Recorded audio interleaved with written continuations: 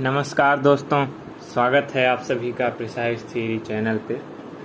आज हमारे चैनल पे ये हमारा पहला वीडियो है।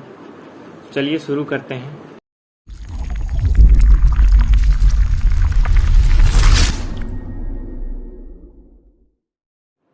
आज हम इस वीडियो में आपसे बात करेंगे कि भारत और पाकिस्तान के बीच युद्ध कैसे हुआ था, क्यों हुआ था और उसका क्या परिणाम निकला।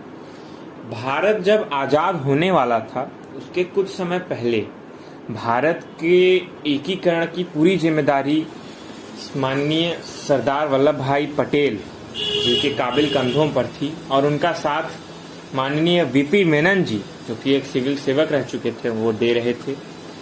और जब भारत का एकीकरण हुआ तो उसमें सारे के सारे रियासतें भारत में मिल चुकी थी। कुछ रियासतें ऐसी थी जिनको मिलाना कठिन था, पर सरदार वल्लभ भाई पटेल ने पहले उन्हें गाजर खिलाया, गाजर से नहीं माने तो फिर लाठी खिला के अंततः अपने में मिला ही लिया। बचे तीन रियासतें। पहली रियासत थी जूनागढ़, जो कि गुजरात में थी, एक हैदराबाद और तीसरी थी जम्मू एंड कश्मीर, जो कि अभी तक फंसी हुई है। जूनागढ़ तो आसानी से मिल गया भारत में, वहां पे प्लेबिसाइड कराया गया।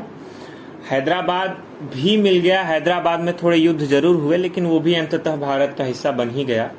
बचा जम्मू एंड कश्मीर। जम्मू एंड कश्मीर की एक अलग कहानी है, चलिए उस कहानी को समझने का प्रयास करते हैं। जम्मू एंड कश्मीर के राजा जो थे वो उस समय हरि सिंह थे, जो कि एक हिंदू थे, और हरि सिंह के खिलाफ एक बहुत ही प्रशंसनीय नेता शेख अब्दुल्ला, जो कि कश्मीर वैली में बहुत ही बृहद रूप में आंदोलन कर रहे थे हरि सिंह के खिलाफ। क्योंकि हरि सिंह का ये मानना था कि हम मुसलमानों को ऊंचे पद पे नौकरियां नहीं देंगे, और शेख अब्दुल्ला उन्हीं से पीड़ित होकर आए थे। और वो उसी के कारण शेख अब्दुल्ला अपनी एक बहुत ही अलग ही समाज और अलग ही पार्टी बना लिए, जिस पार्टी से वो आगे जाकर पहले चीफ मिनिस्टर बने जम्मू एंड कश्मीर के। तो क्या हुआ, भारत जम्मू एंड कश्मीर को अपने अंदर मतलब भारत का हिस्सा बनाने का पूरा प्रयास कर रहा था। माउंटबेटन, जो कि भारत के जनरल थे, गवर्नर जनरल थे, उन्होंने भी बहुत सारी बातें की, कई बार बातें की हरि सिंह के साथ, लेकिन हरि सिंह का कुछ और ही रुझान था। हरि सिंह को पता चला कि 20 अक्टूबर 1947 जब भारत और पाकिस्तान आजाद हो चुके थे, तो पाकिस्तान जानबूझकर जबरन जम्मू एंड कश्मीर को अपने अंदर पाकिस्तान में लेना चाहता था। जिन्ना जी बहुत ही भूखे थे जम्मू एंड कश्मीर के। तो 20 अगस्त 1947 को जिन्ना ने अपने ही देश के एक सीनियर मोस्ट जनरल को, जो कि अकबर खान थे, उनको पूरी जिम्मेदारी दी। उन्होंने, अकबर खान ने आज़ाद कश्मीर फौज बनाई, जो कि वजीरिस्तान के ट्राइबल ग्रुप्स के लोग थे, उनको लेकर एक फौज बनाई, आज़ाद कश्मीर फौज उसको नाम दिया। और 20 अक्टूबर 1947 को 10,000 सेना ट्रकों से वजीरिस्तान से श्रीनगर के लिए रवाना हो गई। इस बात का पता हरि सिंह को चल पड़ा था। लेकिन हरि सिंह को अपनी सेना पर बहुत ही विश्वास था कि हमारी सेना हम इनसे युद्ध कर लेगी और हमें विजयी कराएगी। हरि सिंह के सेना के ब्रिगेडियर थे राजेंद्र सिंह, जिनका स्वर्गवास हो गया, जो शहीद हो गए इस युद्ध में। हरि सिंह की सेना में 60 से 70% मुसलमान थे, और ब्रिगेडियर राजेंद्र सिंह को इसी बात की चिंता थी कि पाकिस्तानी सेना भी मुसलमान है और हमारी सेना में भी 60 से 70% मुसलमान हैं, तो क्या पता मुसलमान मिलकर वह हमारी सेना छोड़कर आज़ाद कश्मीर फौज को शामिल हो जाएं, तो हमारे लिए बहुत ही दिक्कत होगी। हरि सिंह से उसने इस बात पर चर्चा की, ब्रिगेडियर जी ने। लेकिन हरि सिंह का मानना था कि नहीं, ऐसा कुछ नहीं होगा, क्योंकि हरि सिंह को अपनी सेना पर बहुत ही विश्वास था। अगले दिन यानी 21 अक्टूबर 1947 को आज़ाद कश्मीर फौज मुजफ्फराबाद पहुंच गई, जो कि आज के पीओके की राजधानी है। पाकिस्तान ऑक्यूपाइड कश्मीर की राजधानी जो है वो मुजफ्फराबाद ही है, और मुजफ्फराबाद से कश्मीर की दूरी मात्र 150 किलोमीटर की है। उसके बाद अगले दूसरे दिन यानी कि 23 अक्टूबर 1947 को जो आज़ाद कश्मीर फौज थी वह उरी पहुंच गई। उरी में जब पहुंची आज़ाद कश्मीर फौज तो हरी सिंह की जितनी भी सेना थी उसमें से अधिकतम मुस्लिम जो थे वो पाकिस्तानी सेना को ज्वाइन कर लिए, मतलब कि वो भी आज़ाद कश्मीर फौज के हिस्सेदार हो गए। अब हरी सिंह की चिंता बढ़ गई और राजेंद्र सिंह ने हरी सिंह को तुरंत जम्मू भेज दिया और कहा कि आप पहले जम्मू जाइए, आप सुरक्षित रहिए और हम यहाँ पर देख लेंगे। उसके बाद हरी सिंह ने जम्मू जाते जाते ही दिल्ली फ़ोन किया और वहाँ पे बात की और वहाँ पे सहायता मांगी दिल्ली से कश्मीर को बचाने के लिए। फिर दिल्ली से वीपी मेनन जो कि सिविल सेवक थे और उनके सहायकार थे पटेल जी के, वह गए श्रीनगर जाके पूरा राय मुआवना लिए और फिर वहाँ से जम्मू गए और जम्मू में हरी सिंह से बात की और हरी सिंह ने बोला कि हमें मदद चाहिए किसी भी हाल में। और जब इसी में मदद चाहिए और उरी पहुँच चुकी है आज़ाद कश्मीर फौज, तो राजेंद्र सिंह ने राजा को जम्मू भेजते ही उरी और श्रीनगर से जुड़ने वाली एक पुल है, उस पुल को ही ध्वस्त करा दिया। तो जब वही एकमात्र पुल था जिससे उरी से श्रीनगर आ सकते थे, लेकिन वह पुल ही तोड़वा दिया आज इसमें राजेंद्र सिंह ने। तो फिर क्या हुआ कि आज़ाद कश्मीर फौज को 2 दिन उरी में ही रुकना पड़ा, यह इंतजाम करने के लिए कि हम यह पुल कैसे पार करें। उसके बाद हरी सिंह ने दिल्ली कॉल किया था, वीपी मेनन आए, वीपी मेनन ने सारी बातें की। वीपी मेनन फिर दिल्ली गए।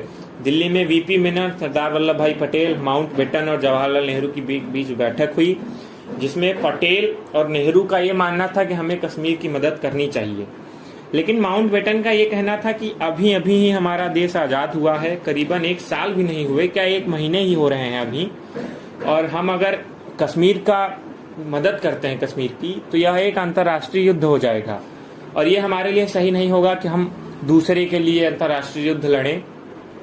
ना तो कश्मीर हमारा देश का हिस्सा है, ना तो हम उसके कुछ एग्रीमेंट साइन किया है कश्मीर ने, तो हम क्यों उसकी मदद करें। तो इस बात पे सब राजी हो गए और फिर वीपी मेनन गए वहाँ पे जम्मू एंड कश्मीर। जम्मू पहुंचे हरी सिंह के यहाँ। हरी सिंह से मिलने से पहले वीपी मेनन मिले वहाँ के प्रधानमंत्री जिनका नाम था मेहर चंद्र महाजन, उनसे मिल के उनसे बात की और फिर गए हरी सिंह के। और हरी सिंह से कहा कि अब केवल एकमात्र उपाय है कि आप हमारे विलय पत्र पर हस्ताक्षर करिए। विलय पत्र को इंग्लिश में इंस्ट्रूमेंट ऑफ एक्सेशन का डॉक्यूमेंट कहते हैं। उस पर साइन कीजिए और भारत का हिस्सा बन जाइए, तभी भारत आपकी मदद कर सकेगा। फिर वीपी मेनन और मेहर चंद्र महाजन दिल्ली आए। दिल्ली से विलय पत्र मतलब कि इंस्ट्रूमेंट ऑफ एक्सेशन का डॉक्यूमेंट लेके गए जम्मू में जिस दिन जा रहे थे 25 तारीख को, 25 जाने से एक दिन पहले, मतलब जिस दिन वीपी मेनन और मेहर चंद्र महाजन जम्मू से दिल्ली आए थे विलय पत्र लेने, उसी दिन मतलब कि 25 अक्टूबर 1947 को जो आज़ाद कश्मीर फौज थी वह पुल का निर्माण किया उन्होंने और वह बारामूला पहुंच गई। उरी क्रॉस करके बारामूला पहुंची और बारामूला में उस सेना ने करीबन 1000 से भी ज्यादा महिलाओं का गैंग रेप किया और उनको मार दिया, जिंदा मार दिया उन लोगों को। बहुत ही हिंसा हुई थी वहाँ पे, बहुत ही दर्दनाक घटना है वहाँ की। आज भी वहाँ के लोग रोते हैं उस दिन कि ये दिन कभी न देखना पड़े। और फिर उसके बाद जब वीपी मेनन और मेहर चंद महाजन विलय पत्र लेकर गए 26 अक्टूबर 1947 की शाम को जब यहाँ से ये लोग एक्सेशन का डॉक्यूमेंट लेके जा रहे थे विलय पत्र, और वहाँ पे आज़ाद कश्मीर फौज बारामूला से श्रीनगर को पहुँच के श्रीनगर को पूरी तरह से घेर चुकी थी। और जब ये गए डॉक्यूमेंट लेके 26 अक्टूबर 1947 को हरी सिंह के यहाँ, तो हरी सिंह ने उस डॉक्यूमेंट पर साइन कर लिया, पर अपनी कुछ शर्तें रखी। वो शर्तें पूरी आपको इस डॉक्यूमेंट में मिल जाएंगी, आप देख सकते हैं।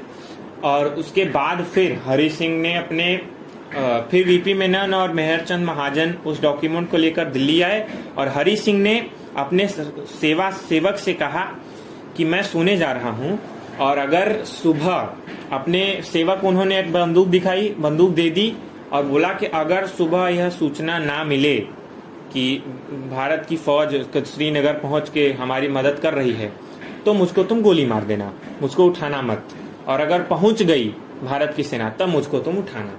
यह प्रसंग बहुत ही चर्चित है, कहीं सुनाई बातों पर नहीं मैं कह रहा हूँ।